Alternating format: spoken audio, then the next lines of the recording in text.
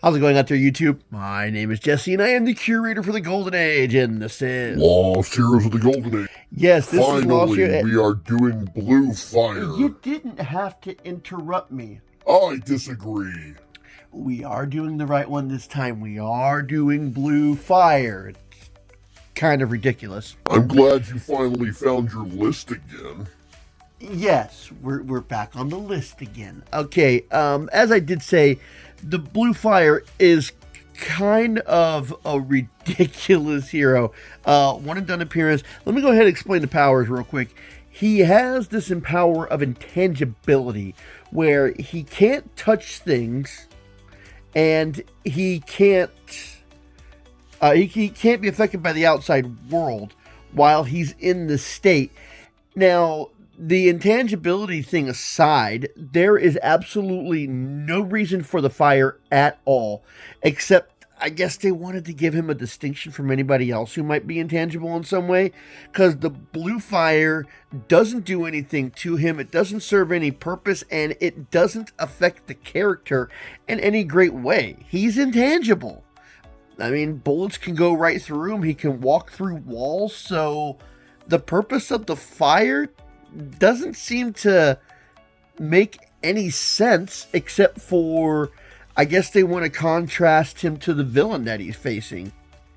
The villain that he's facing is a guy who can freeze things by covering himself in ice. So, blue fire covered in fire, frost covered in ice. Yet, the fire doesn't affect the ice because he's intangible. So, the fire and ice theme kind of falls apart because they can't do anything to each other. Okay, we'll go over this. This is an origin story and nothing else because it was one and done. So you can go over, you can see the wording, which I think is weird, paneling, which I think is kind of unusual, and you'll find out why they didn't make another issue. So let's get into this. Lost Heroes of the Golden Age with Blue Fire. Are you done? Okay, let's get started. Blue Fire. Blue Fire, real name, Jack Knapp, first appeared in Wham Comics number 2 in 1940. The original publisher is Centaur, and it was created by Lou Glasman. Now, as you see right here in the corner, they cut off the last part of his name, but that is the guy's name. Now, we start off in the laboratory, Blue Fire. It's real clever they got fire in the title name here.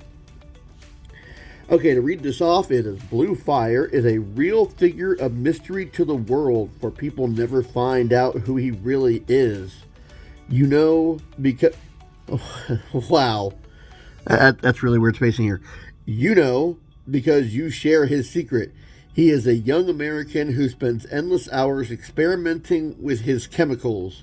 One day, he mixed up a formula and was prepared to drink it when, suddenly, before he has a chance to drink any of the contents, an explosion occurs in front of him. Now, this is an odd explosion. Nothing in the laboratory is affected yet.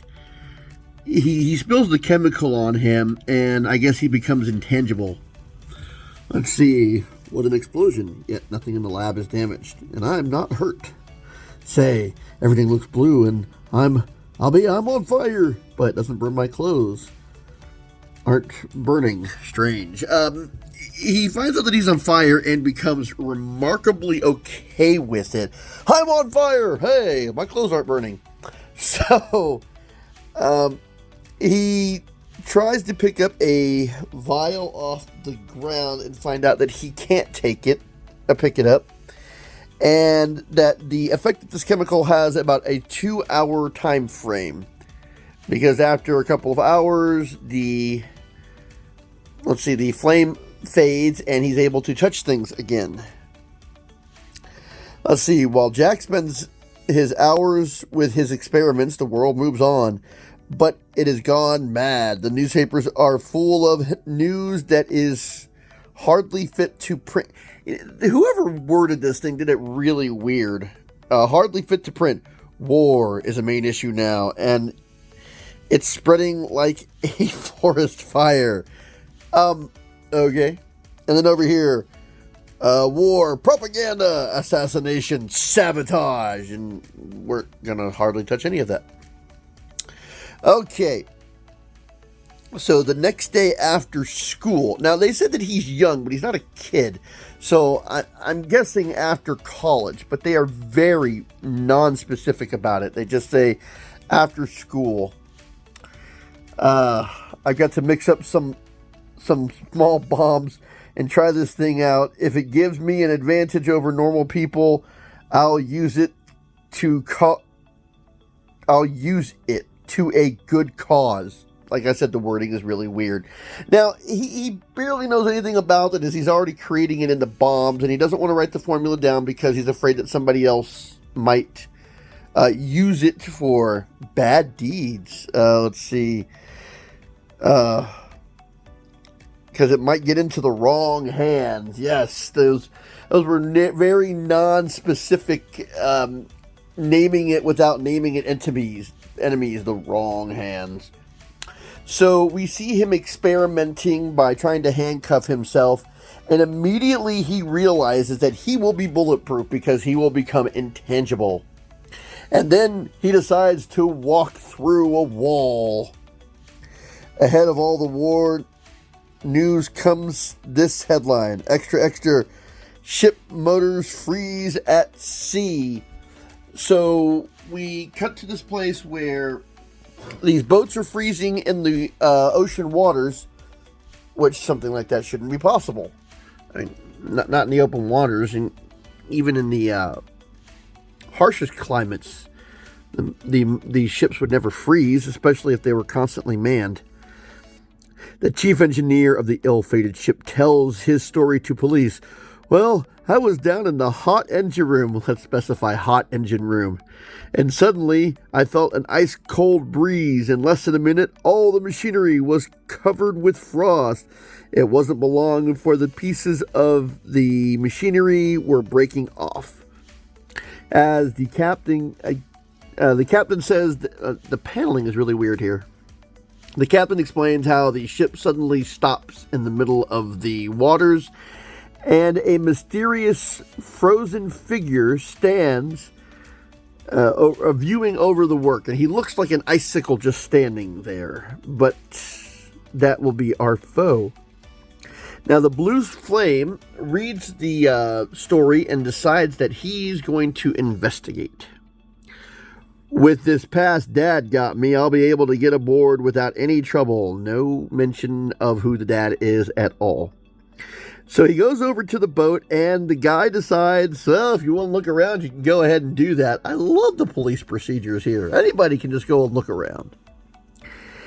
So he sets off one of his bombs, and he goes looking around as the Blue Flame. And you see, I guess, his costume, the blue shirt, the green pants, and a pair of, well, I don't know how prominent sneakers were back then, but those definitely aren't sneakers.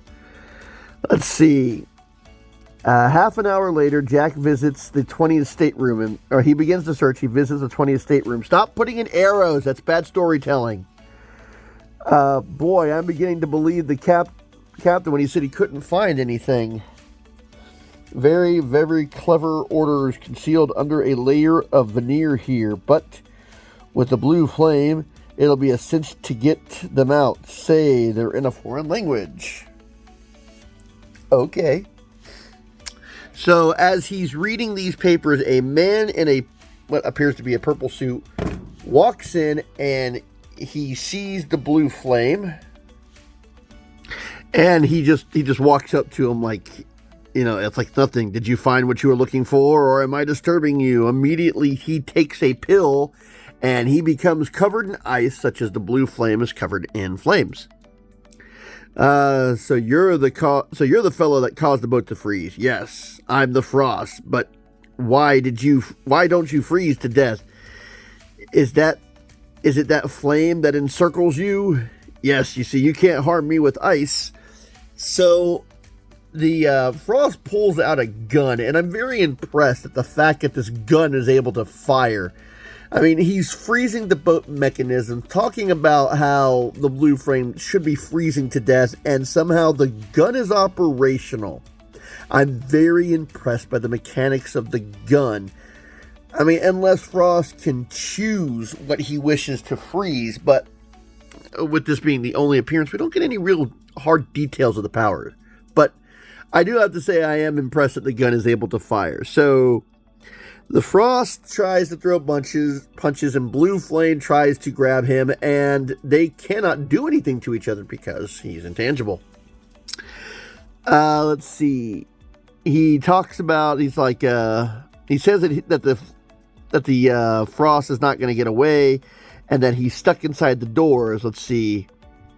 He wants me to go. I can see that, and I'm afraid I'm going to have to. 2 hours are almost up, and soon the blue flame will leave me, and I will freeze to death, and he'll get away for sure.